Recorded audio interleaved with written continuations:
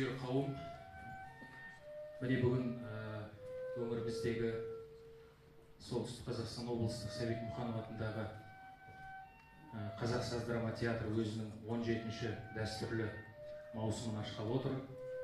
Бұл жолы біз осы қазақ елі болып, Қазақстан Республикасы болып биылғы қазақ хандығының 550 жылдығының осы аумағында өтіп жатқан іс-шараларға қосқан үлесіміз болсын деп, өзіміздің бабамыз, Қожаберген бабамыздың Елімай дастанының желісімен өзіміздің жергілікті жас ақын бауырымыз Аманжол Зағыпар менен театрымыздың бас режиссері Батырбек Шамбетов екеуі үлкен инсценировка жасап, Дауылпаз баба Қожаберген деген 1 сағат 10 минуттық поэма дастан дайындадық.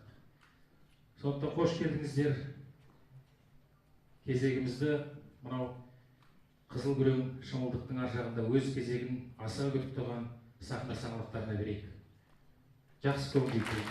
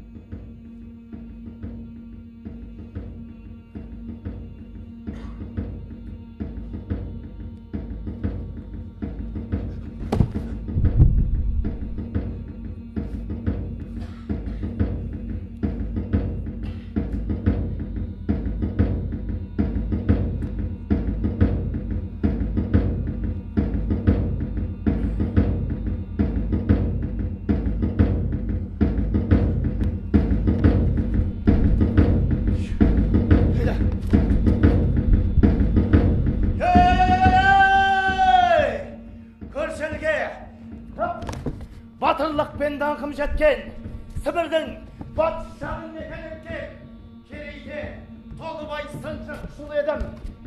Жырларым қазақ жұрты елжіреткен. Орта жүз арғында ғасыр тектен. Анамның шыққан зата сүйіндіктен. 20 ұлдың көк жал туған елшісі. Тұңғыш қыз айда болдың Ақбілектен. Сібірдің батыс жағын мекен еткен ең сайлап керей уақ елпін деген туыста бош байлап ұран салсам жігіттер бірі қалмай соңыма ерген.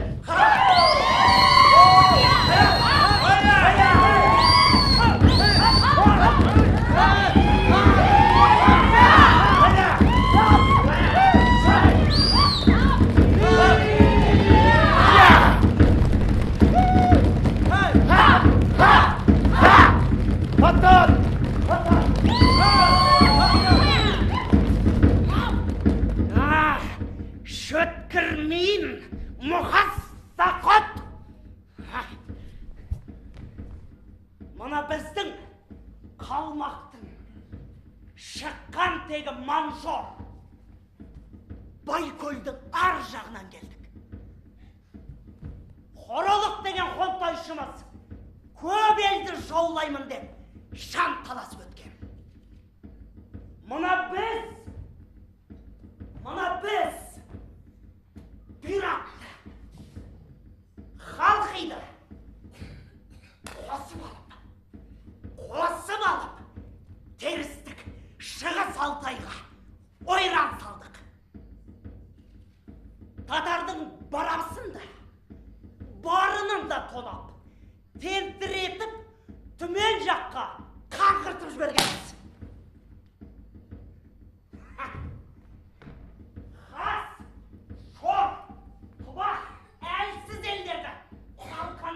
Өздерін өзімізге тәуелдеттік.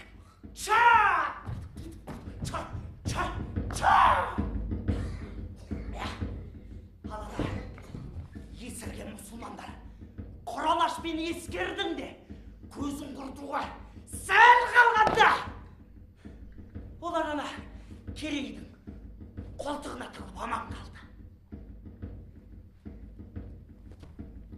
Ата қонысымыз Оссори өзенінің бойына 3 ғасырға жуық уақыт соғысып, жылжи.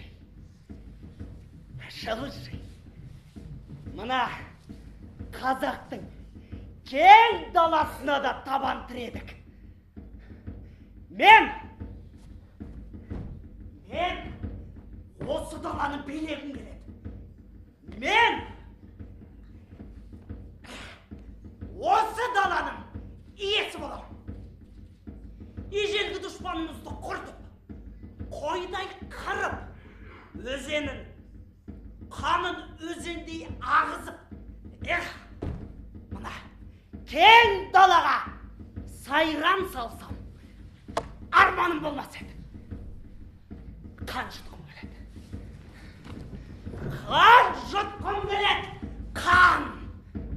Қандарына бар ғой. Бір шомылар беді!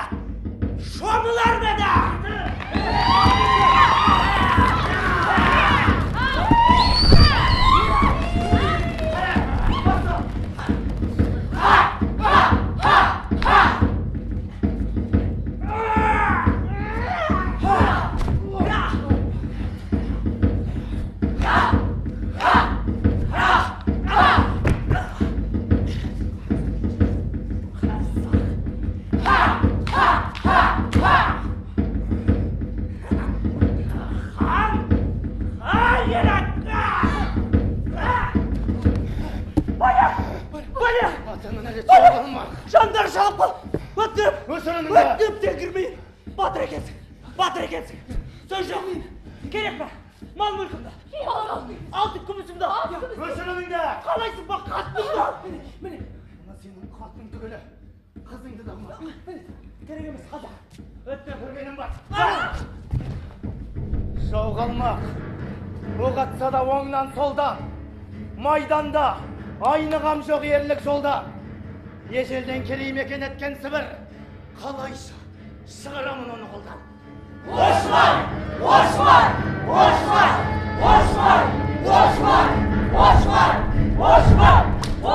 Күрсесімен жауды бас құрған, Сыбаныр абданды састырған, жаралы дұшпан басшысын ат тұяғына ылғи бастырған. Қалған ошақты қалдым. Жастардар болған шағында қалмақты қуып қашырған, Қытайға қарай асырған. Жекпе-жекке шыдатпай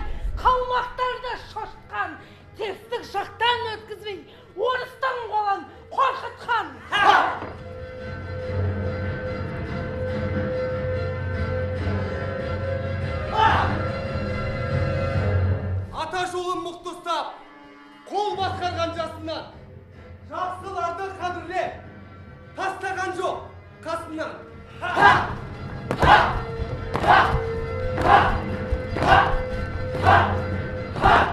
Қожаберген ұстазым Бұқара барып оқыған, 4-5 тілді үйреніп, көкейге берік тоқыған. Жалауын айза қобызды, домбырасын қолға алған, қамалға шабар алдында шығарып өлең толғаған. Қиян қыстау кезеңде намысын қозғап өлеңмен, қожа берген ұстазым қалың қолға дем берген. Құтыла алмай қашқанмен шошынып қалмақ жылаған, қанға қан деп қожекең, жауларды жетіп тұраған. Ақ жолды сардар ұстазым, дұшпаннан айыл жимаған, қожа берген сарбазды мұсылман түгел сыйлаған. Ашамайлы керейде толыбайсынша ұл еді, хан сұлтандар бек билерге айтқан сөзі пұл еді. Ерлігі көп ақынға ордабасы атақ берілді. Ордабасы атақ берілді.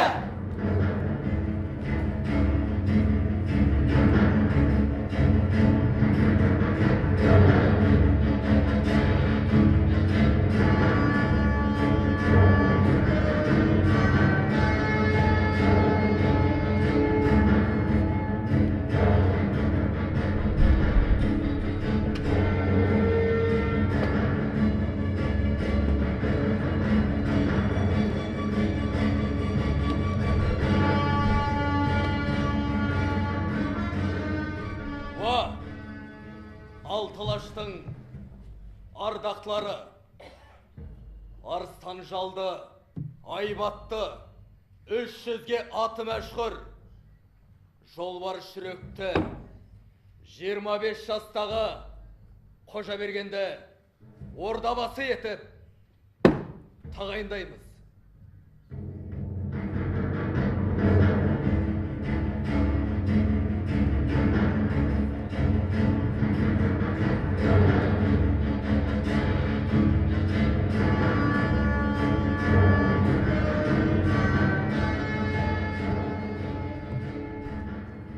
Қар ормандай, қабырғалы қазақ елі, маған сенім артса, Алтайдан Тұранға дейінгі, Алатаудан Ақжайыққа дейінгі, Сырдан Сібірге дейінгі ата қонысымызды көзімнің қарашығындай сақтауға, Әз Тәуке ханның сенімді ордабасы болуға семсер сүйіп серт беремін. Алаш! Алаш! Алаш! Алаш! Алаш! Алаш! Алаш! Алаш!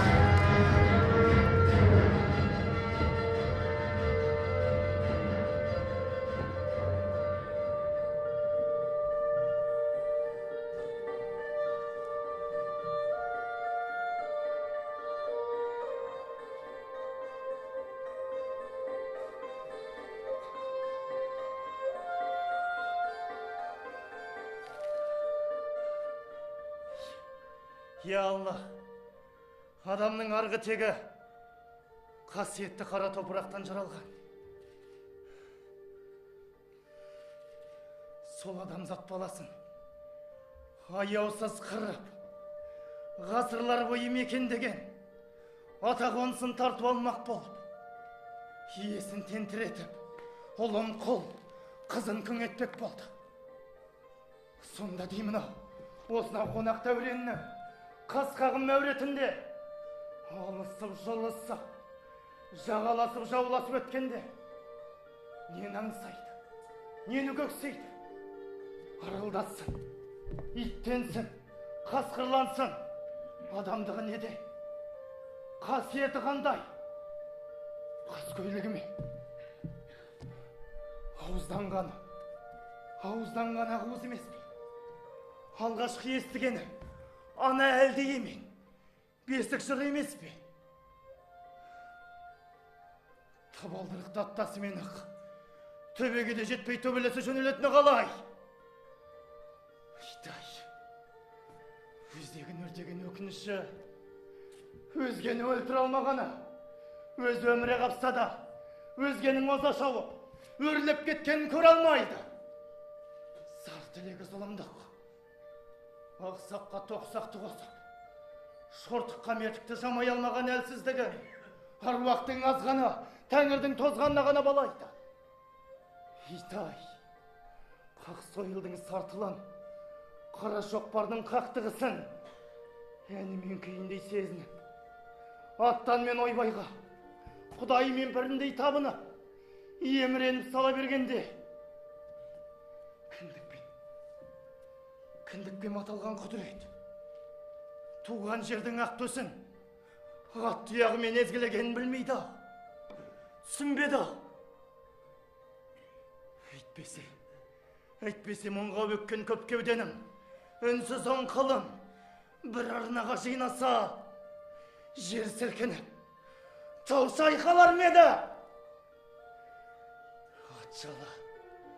Атжалы түйе қомында, арпалыспен, жанталаспен, тебіндімді тұлпарымның теріне шіртіп, қанжарымды дұшпанымның қанына суарып жүргенім, бүгінгі алаш баласымен даласын сақтап қалу. Бабаларымыздың аманатына қиянат жасаудан сақта.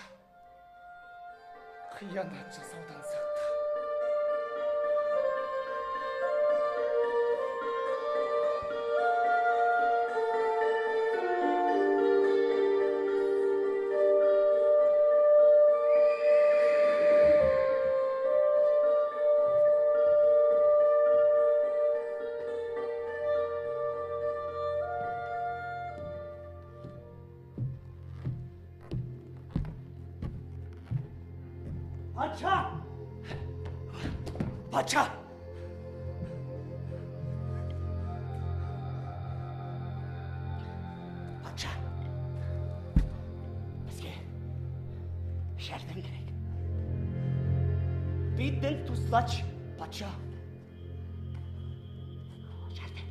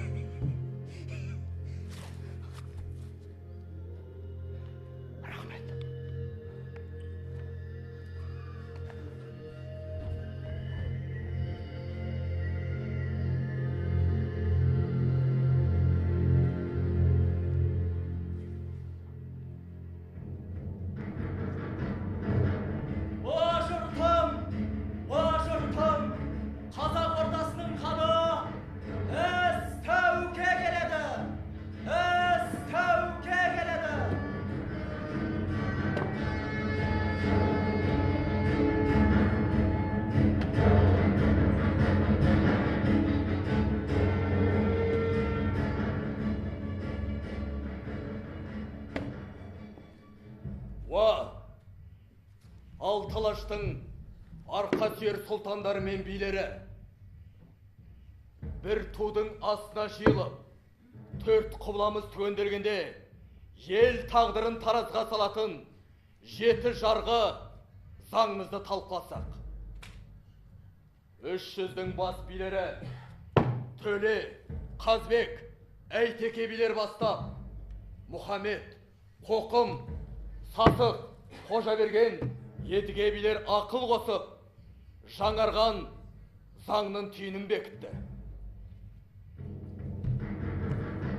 Ордабасы Қожаберген жарлықты жариялайды.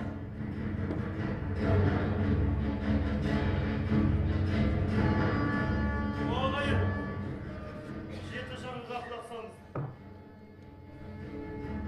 Бірінші жарғы. Қазақ арасында кең тараған, ғасырлар елегінен өткен, Қасым ханның қасқа жолын, Есім ханның ескі жолын қуаттайды. Және жетекшілікке алады. Дұрыс. Екінші жарғы. Арғы түбен алаштан олатын қазақ елінің бірлігін, туыстығын сақтап қалуды көздейді. Жөн, дұрыс. Үшінші жарғы. Ел басшылығына ұсынылатын хан, ұлыс сұлтаны, билердің жеке бастарының қасиеттері жоғары болуын талап етеді. Жөн, дұрыс. Төртінші жарғы. қазақ арасындағы билік бітім сөзінің халықтың қатысуымен жария етілуін талап етеді. Билік айтқан шешімін кейінге қалдырмай бірден іске асыруы тиіс. Бесінші жарғы, қазақ ішінде неке мен отбасы құндылықтарын мүлтіксіз сақтауды көздейді. Зорлық, ойнас, біреудің некелі әйелін алып қашу, тағы басқа қылмыстарға өлім жазасы лайықты деп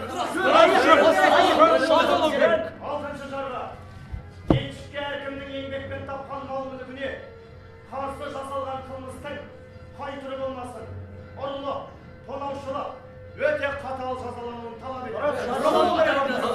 Жетінші жарғы, діннен безген, Құдайға тіл тигізген адамдарды, өзге дінге кірушіні, қатын баласына, мал-мүлкінен өлім жазасын беруді қуаттайды.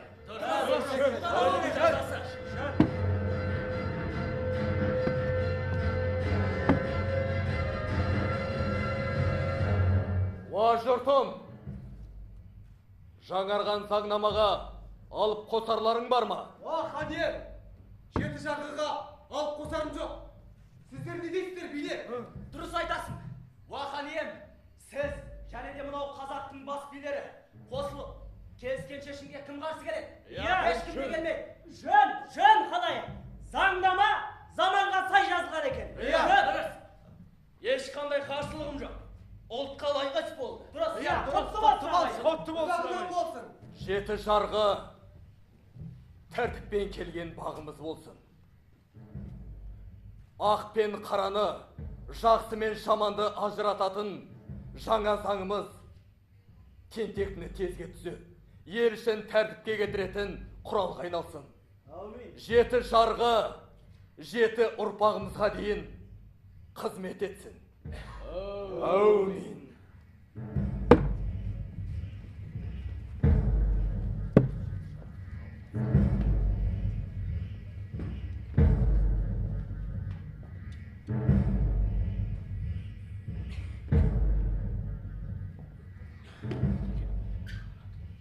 Ал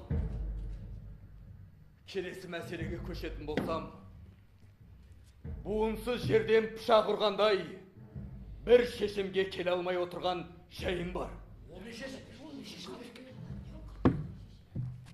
Ордабасы Қожаберген ұзақ жылдарға созылған қиян-кесті соғыстарға үздіксіз қатысып, ерлік көрсеткені Алашқа аян. Енді өзінің орта жасқа келіп қалғанын айтып, Ордабасы қызметінен босатуын өтініш қылып отыр. Ау ханем, бұл қалай болғаны? Төбемізден жай түскендей болды. Ханем, мұна іргеміздегі жоңғар босағамыздан аңдып тұрғанда, оған тойтарыс берер кімің бар? Шынымен, қалай? Қожабергеннен артық Ордабасы кім? Уа ханем, қазіргі мынау алмағайып заманда Ордабасын алмастыру болмас.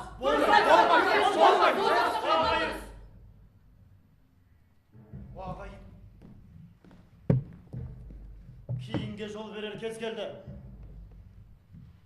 Қазақ, Ноғай, Қарақалпақ жасағына бас қолбасшысы болды.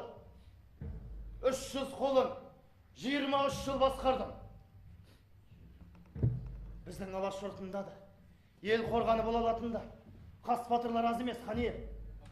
Орнымды өзімнің шәкіртім, жас батыр, Қанжығалы Арғын Бөгенбай Ақшолына берсем деймін, ханем.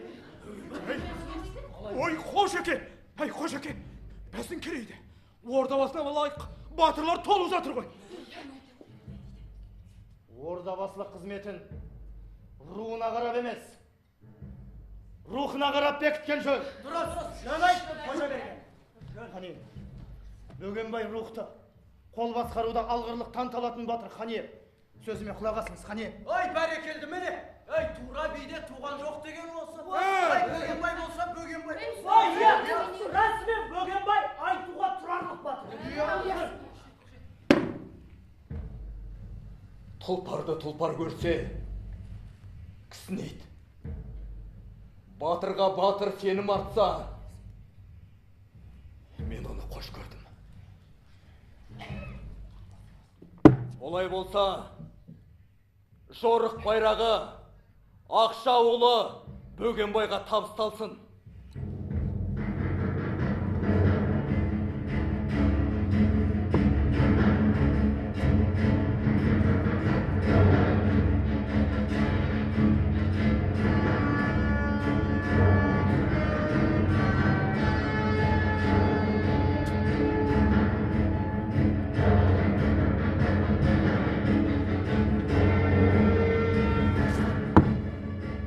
Уа жұртым, хан ием, аттан деп жүгартсан, көтерейін. Ел қорғап өткен ерде арман бар ма? Білекті берген Құдай, жүректі берген Құдай. Құдай берген білектің күшін, жүректің мысын, дұшпаннан басқа кімге көрсетем?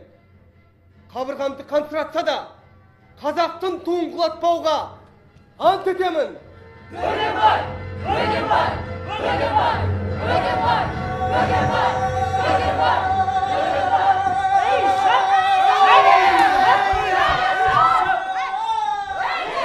Ау қалаған әлеумет, бір алғанға сүйіндің, 300 үйге жақсы сәй, күлтөбеге жиылдың. Тәукеннің жанынан батырларым табылды, кеңесімен билердің, жеті жарғы жазылды. Ай, жеті жарғы жазырған, Тәукеде ерекен, бұлғарыға таңбалап, жазып шықтай қожекен. Тәукеннің мизамын жеті жарғы деп атаған, қатаң баптар енгізіп, бұзықтарда уматаған. Жылқы мінез қазағым, жыр толғансам сүйіндің, қотты болсын жаңа заң, қотты болсын жиынның.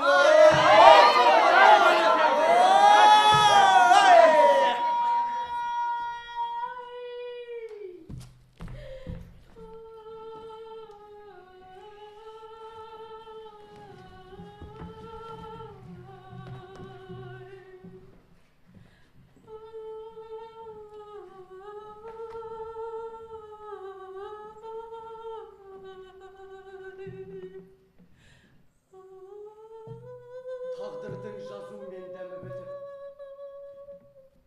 73 мешелінде ажал жетті. Тұп-тұтас 300-імнің соңғы ханы фәниден бақи жайға Тәуке кетті.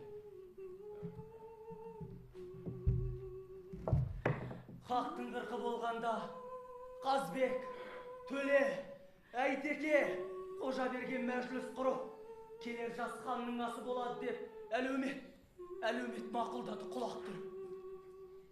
300-дің бектеріне хат жолданып,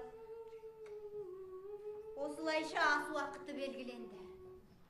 Қазақтың уақытша ханы болып, жиында Қайып сұлтан әйгіленді.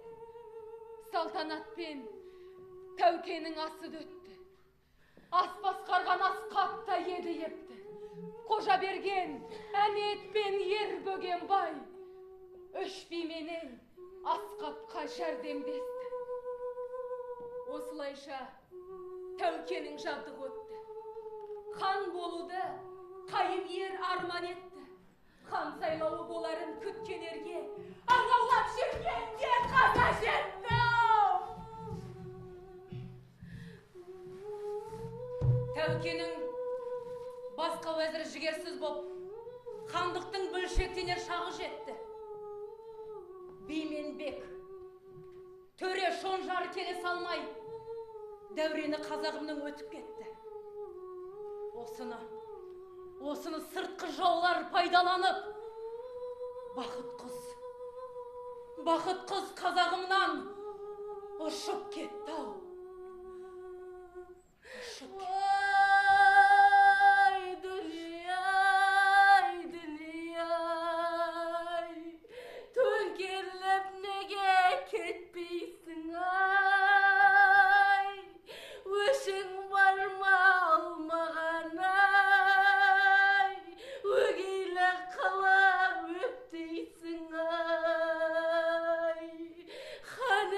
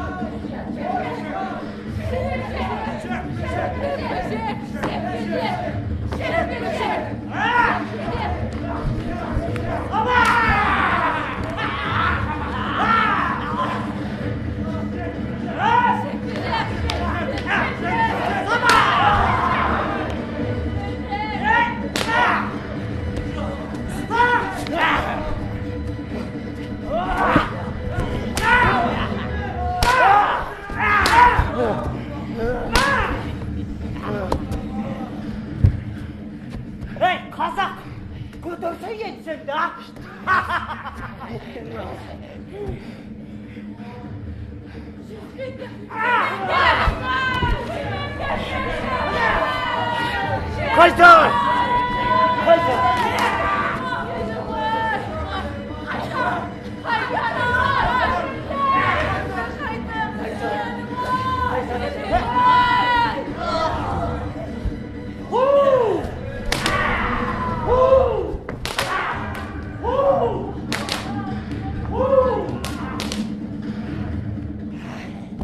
Al, sabazlarım.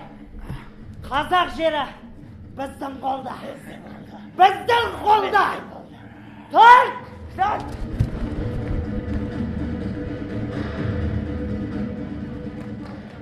Ағайын! Ағайын! Жиналыңыздар. Ағайын! Шұғыл кеңес бастаймыз. Қазақ ханы Әзтәуке өмірден өтіп, қасиетті Түркістанда жамбасы жерге тиді. Жазмыштан озмыш жоқ. Үш найзаның ұшын бір бағытқа бағытта даналығымен, әділдігімен, көрегенділігімен ел билеген мұрагері қайса бақилық болды. Қадырда. Бірақ Тәукенің көзі кеткен жоқ. Тәукенің сөзі де, көзі де, өзі де ол жеті жарғы заңы. Бұл қағиданы бұзуға ешкімнің де хақысы жоқ. Ағайын, жеті жарғы қағидаларына сай кеңесіп, 300-ге хан сайлауымыз қажет. Уақыт болса қос бүйірден қысып тұр. Ата жауымыз жағаласып жаға жыртысуда. Қысқа жып күлмеуге, ұзын жып жүрмеуге келмейтін қысыл таяң шақта қандай қарекет қыламыз? Ханға лайық қай сұлтаның бар? Қане? Ағайын, аспан астын арғымағымен дүбірлеткен, ай батын айға білеген, айдарын күнге сүйгізген, дұшпанын найзаға түйреген айбарлы ала шіліміздің күні тұтылды ма? Айтпай келетін ажалға аманың бар ма? Әзтәуке ханымыз тақтан тайды деген сөз. Айрандай үйған Алаш баласының бағы тайды деген сөз емес па ағайын ау? Ағайын, жар жоқ деме, Жау жоқ теме жарасында, бөр жоқ теме бөрасында. Орманда юырсың, қара қорым Қытайың. Балақтан бас көрмелетін дұшпан көрсің, ентелеп тұрған заманда. Арқа сүйер ұлдарың бар ма ағайын? Неге болмас? Міне, күні бүгінге дейін төрелер төрелігін айтты емес пе? Бірақ та, мына қаптаған қара дұшпанның қара бұлтына алаш күннің баласы айықты ма? Айтыңдаршы. Жүзге салсақ, ұлы жүз, ұлылығымен, орта жүз, інілігімен, кіші жүз, кішілігімен ғана төреге бас иді емес пе? Ал, ендігі жерде жолын көндесеңдер, ендеше хан тағын, ұлы жүзден сайлайық. Ұлы жүз! Мәселе аға інілікті емес. Олай болса, орталарынан ойып тұрып орын алған. Саны жағынан көп, қолбасшы, ордабасы шешен би, көсемге қарып болған. Мына орта жүздің өзіне. Орта жүздің өзіне. Хан тағы сұлтандардың табылмайды дегенің бе беғасы? Бізде де, мына орта жүзде ханға лайық тектілер бар.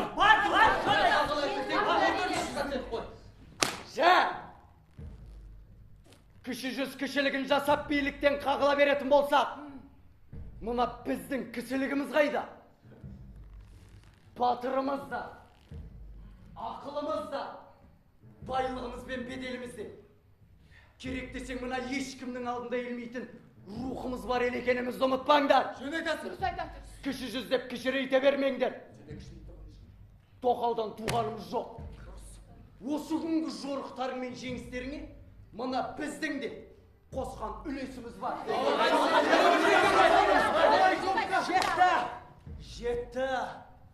Жетті. Бабадан балаға мирас болып келе жатқан мына хан тағына қарадан шыққан қайсын отырсандар да бір шаңырақ астында бала шенін тоздырып, дұшпандардың астына салып бересің. Жетер. Оттағысың. Төреден тек кеткелі қашан. Төпелеймесің, төледі өледі. Немене? Моралықты бізге жазып қойсаңдар болды. Айдағандарға көліп жүре беретін. Біз не? Малымыз бар.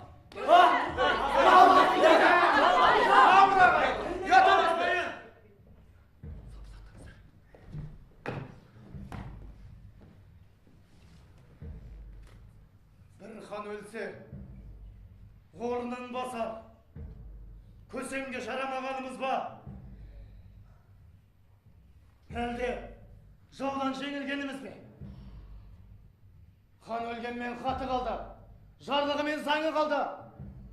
Қасымнан қасқа жол, есімнен ескі жол қалды.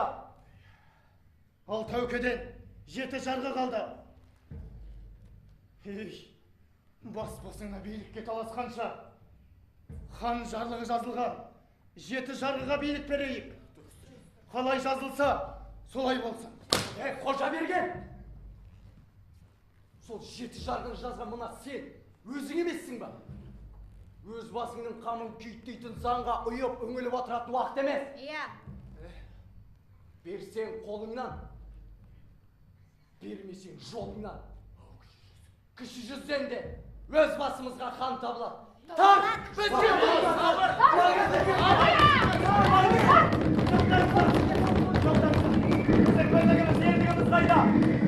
тоқтаңыздар. Айбарлау талашымыз құрған. Қазақ хандығының жағдайы не болма? Атазаңға бағынбасақ біздің хандығымыздың жағдайы не болма? Қожа берген! Кеңеске келіп, шетелге жолықтық деген олса, адыраң басын сенің 7 жарғын. Тартаптың басын! Бұлардың баласы кет!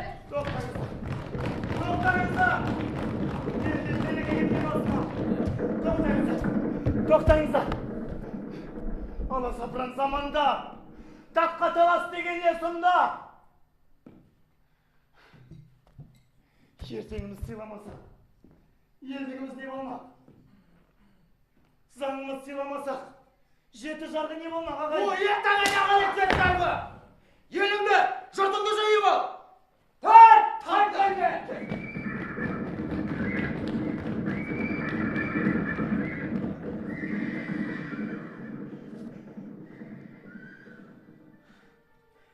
Орта жүзді төрелер екі бөліп билеген, алдап момын қауымды нан есептейлеген, бөлшектеп елді басқарды. Әбілмәмбет Сәмеке бір хандық төртке бөлінсе, бола ма халқым береке? Әбілмәмбет солқылдақ, ақбалықша борпылдақ, келіспейді ерлермен қабандарша қорсылды. Соңына халқын ерте алмай, шепті бұзып өте алмай, Әбілмәмбет хан қиналды, қоршаудан шығып кете алмай. Шығармақ күнім түн болды, хан сұлтандар жым болды. Сәмеке Болат Барақтың әлсіздігі шын болды. Бұрынғы хандар секілді, қазіргі хандар болмады. Ынтымақ кетіп төледен, жұртымыз содан оңбады. Тірлік тойлы әлімет, тоғышар пенде хан болмас. Ел басқарар азамат, қоғамшыл болар, паң болмас. Көсемсіз халқым сорлады, дегені бүйтіп болмады. Рапатқа тап болып, қайғының бұлты торлады. Бәйтерек қандай көрікті, маңында өскен ағашпен. Хандардың көркі болар еді, ынтымақ құрса алашпен. Хандықты төртке бөлді деп, өкпеледім хандарға. Ренжімей қалай тұрасың мұйғыла болған жандарға. Көбейді жұрт шұбырған, жер судан өкше сырған. Шабуылдады сым қалмақ, қасқырша шапшып құтырған. Соғысуға болмай қал, нелер сабас болды да. Әр жерде қалды көмілмей, бала шаға, кемпір шал. Әр жерде қалды көмілмей, бала шаға, кемпір шал.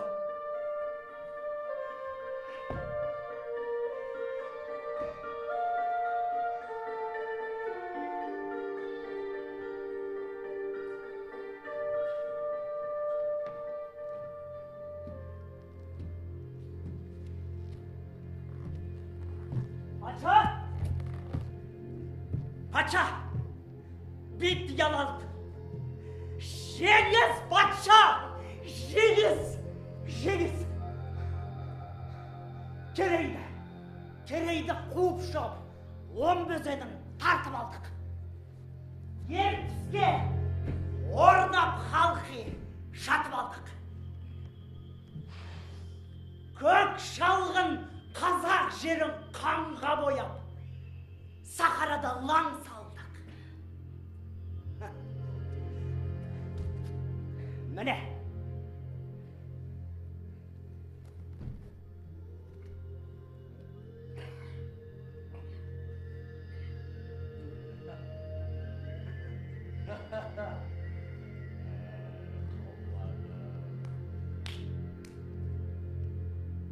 Жарайсың қалмағым.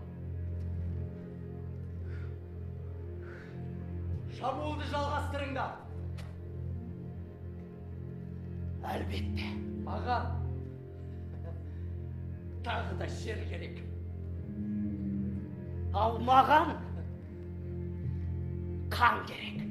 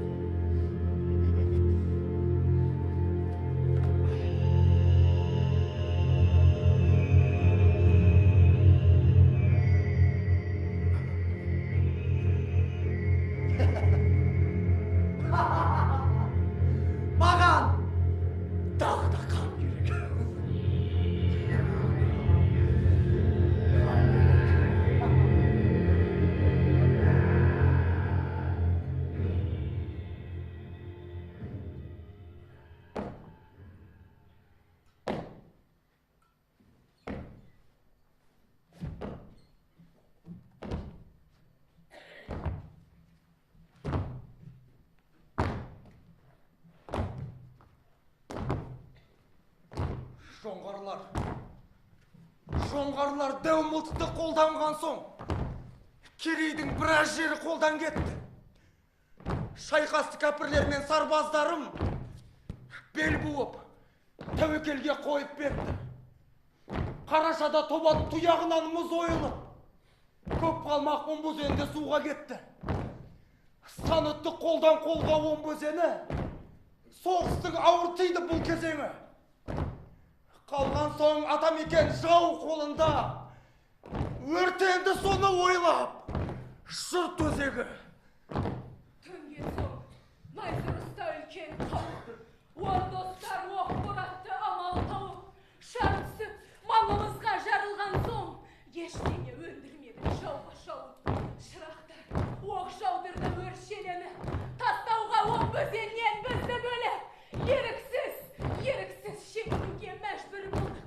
Адамға ат пен нарға қатер төніп. Керейден Омбы өзенін тартып алды. Ертеске орнап қалқи жатып алды. Көкшалдың қазақ жерін қанға бояп, жауыздар Сахаранда ылан салды. Ежелден ата-бабам қоныстанған, орманда ішке ашыққа қыстау салған. Ертеске Омбы өзенінің құяр жерін айнала, тоғайымен қалма қалған. Ақ Қаскөл, Қара Қаскөл тағы қалды. Жас табан жалын қосып ойрат алды. Аянбай, табан тіреп соғыстақта, жылжымай сол араға шебін салды. Оқ атты, дамыл бермей қалмақ елге, сын болды қол бастаған бізді ерге. Шегіне ұрыс салып ақырында, тірелдік Танаш көл мен Аббас көлге. Екі көлдің арасына, шатырды, тігіп судың жағасына, отырды көше орман қойнауында, жауынгер дәл жау жарасына. Бөгеуге көшке салдым, жан таластым, жасымнан торға отпен найзаластым. Майданда дәумылықтан алыс жүрдім, ғұмырын сақтамақ боп өңшең жастын. Болса да, ерлігімен көпке мерей, мылтықсыз әлсіретау біздің керей. Тоқтаттық Есіл көлде қалың жауды, үздіксіз шабуылда есе бермей. Алмақ боп көп мылтықпен жақсығару, мақсұты болғаннан соң жұртты шабу. Керейден тартып алған Омбы өзенін, орысқа кәпір қалмақ етті тарту. Мейман боп, қайын жұртқа келіп едім, сыйғыр мен кіші жүзден көріп едім. Еліме қайтар шақта жау қорса да, жаратқан осыншама неғып едім.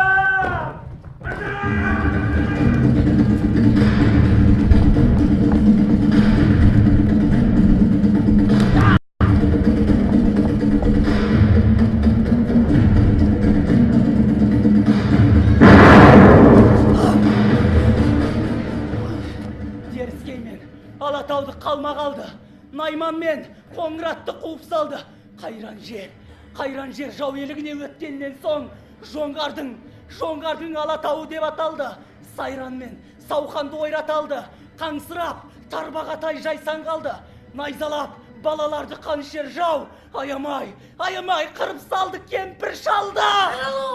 Алакөлден басталып тұр, қазақтар Оранғайдан жасқанып тұр. Ресей мен Қытайға арқа сүйеп, жоңға сұм сол екелден күш алып тұр. Алтай мен Жайсар жақта көш келеді, Тайтайлап көш сайын бос келеді. Айырған егісінен қиын екен, мөлдіреп қара көзге жас келеді. Сұм қалмақ 300 қадын судай шашты, мылтығы көп болған соң күші ашты. Жау шауып, есі шыққан момын долап, арғы мен Қыпшақ жаққа өше қашты. Ұзын ағаш, үйсін жері батыс шеті, дәл биыл соған алды жаудың беті. Ұлы аға, үлкен жүзге келіп деген ойраттың қазақ даяр жоқ дейді. Ұзамай, іле бойын жоңғар алды, қаша алмай албан суан жауда қалды. Аймағын Жетісудың түгел жаулап, дұшпандар зар жылаттай қаңлыларды. Қамданған қалың елде күш болады. Қамсыз елге дұшпандар тұс болады. Оңтүстіктен тидігіп түрікпендер. Сормаңдайға қасқырдай өш болады. Қалмақ келіп жаулаған, еділ мен жайық арасын, қазақ пен ноғай шулаған таппай дерттің давасын. Еділ мен жайық арасын мекен еткен кіші жүз, тастап шықты қонысын, болғаннан соң мылтықсыз. Шымкентке торғауыттар басып кірді. Хош көрмей оқ жаудырды біріне-бірді. Қаланың тірі қалған халқы қашты. Жамылып жан таласы байсыз түні. Шымкентте жасыл қала дейтін халық. Қызығы бірақ күнде ғайып болды. Жамылып айсыз түнде қашты олар. Кенеттен қалмақтардың өрті шала. Жаулар кеп Түркістанда қылды бұра. Бұршақша дұшпан олы кетті бұра. Жан-жаққа жеңілген ел жөнел дауып, ілезде шыбырынды іздер болды сұра. Түркістан, өгіз түрік бас қаласы. Бұл күнде қазағының астанасы. Қаншел, ойрат қолы жаулап алып, оның да шығып жатыр масқарасы. Шіркін-ай, ел табаны тайған беді. Дүние шыныменен жалған беді. 300-ге мұса қалмақ өшігетін бұрыннан кек алмай қалған беді. Бұл заман, қайғай заман, азған заман. Ел жұртым апат келіп тозған заман. Көршекел мылтық беріп есірткен соң, 300-ден сасық қалмақ озған заман. 895 мың жаудың қолы. Топ атқан дәу мылшықтан ашып жолды. Жағалай 300 жерін басып алып, халқыма аямастан құрды тұрды. Бұл заман қай заман, құйын заман. Жүректен тамам жұрттың миын жаман. Алатаудың басынан көш келеді. Жорғалар әр көш сайын бос келеді. Еділ мен жайық жақтан көш келеді. Ат пен нар әр көш сайын бос келеді. Айрылған жер мен судан қиын екен. Мөлтілдеп екі көзге жас келеді ай.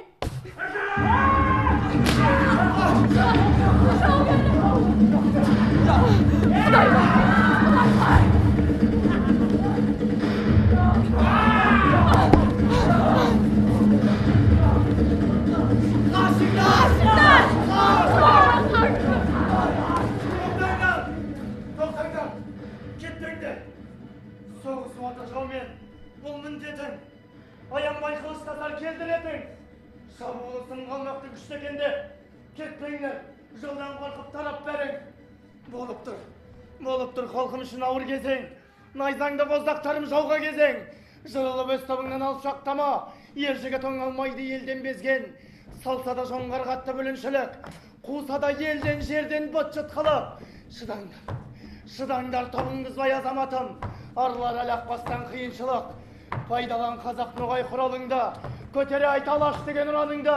Өлер болсаң балаңа қол сен, жоғалтпай қоржындағы құраныңды. Тастама қаласыңды мықтыларың, қоныстан жылжымаңда күші барың. Мекеннен маралауса жайы болмас, есте ұста, бұл сөзімді есі барың. Беймелде, біріңді сынамаңда, дауласы ел арасын бұлғамаңда. Сардарлар, сарбар жинап ойы сауыз, сөздерімді сәтілдің тыңдамаңда.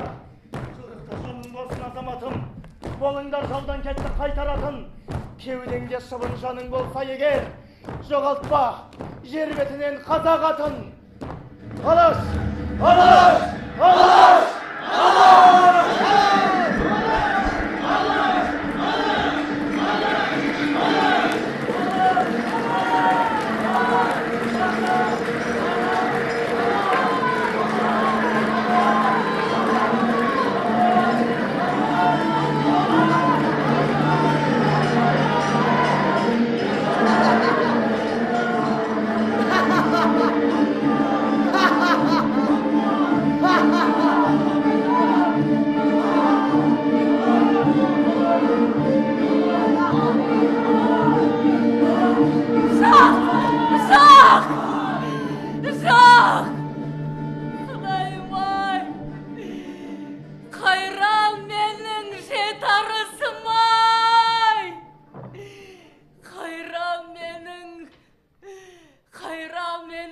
Жетілмай, жетілім, жет атқошым, ол қауыштам, жетілім, қара жердай барып құштам, өлемін жетілімнің көргенімдей өртеніп іш бауырым күйіп пістім.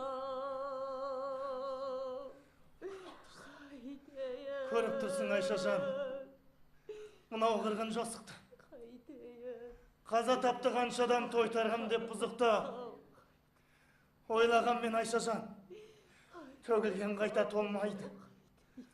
Қалғанға берсін береке, өкінген мен түк болмайды. Көп жылап тоздырмай Айшажанарыңды, тауыспа бит менің амалымды. Сібірге сен арқалап жеткізермін. Жыл жүріп, тоздырсам да табанымды. Айша, Қайтейін, айрылып қалдым ау жетілімнен. Қайтейін, қорғай алмадым ау, қайтейін. Жүрегімді жарып ұшқан, құрсағымда 9 ай 9 күн көтерген қайран жетарысым-ай. Жетілімнің қаны, 11 немеремнің қандай күнәсі бар еді, соң қоймақ.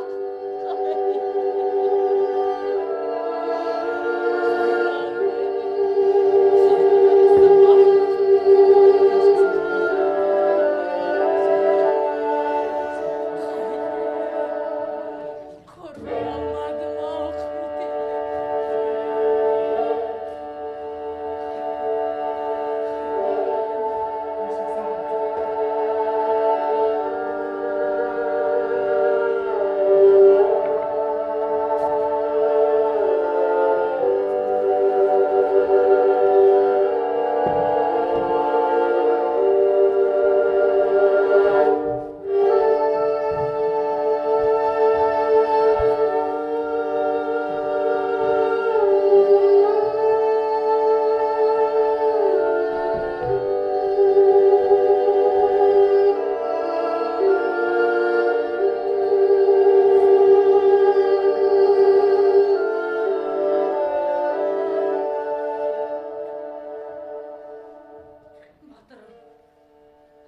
ел бастаған ерлер еліне, әкелер отбасына, аналар баласына қорған болмаған заман болды. Адамдар көп жылаған, балалар көп жылаған, талай сұлу сымбатты, көздің жасын бұлаған.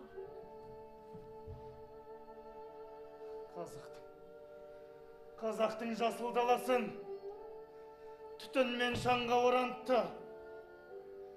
Ата дұшпан жау қалмақ, қорғасын оқты боратты.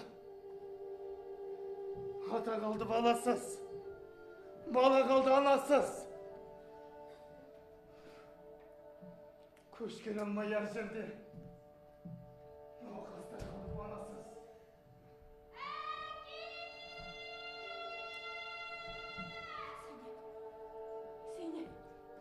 Зейнеп, қызым. Зейнеп!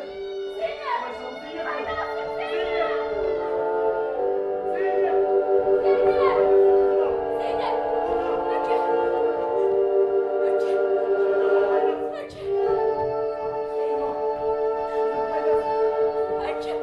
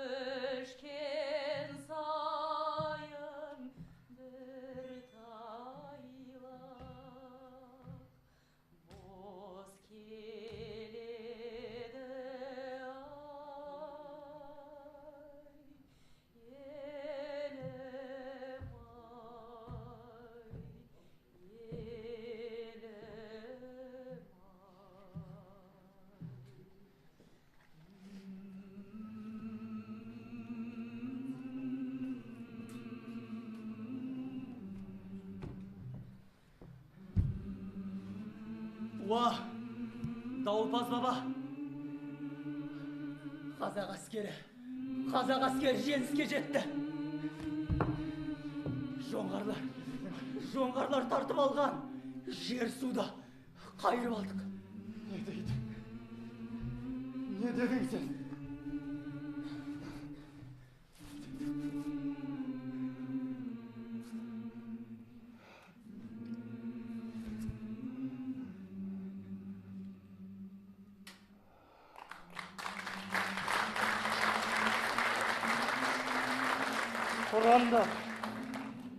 Ұрандап атқа мінгелі, ол арманым осы еді.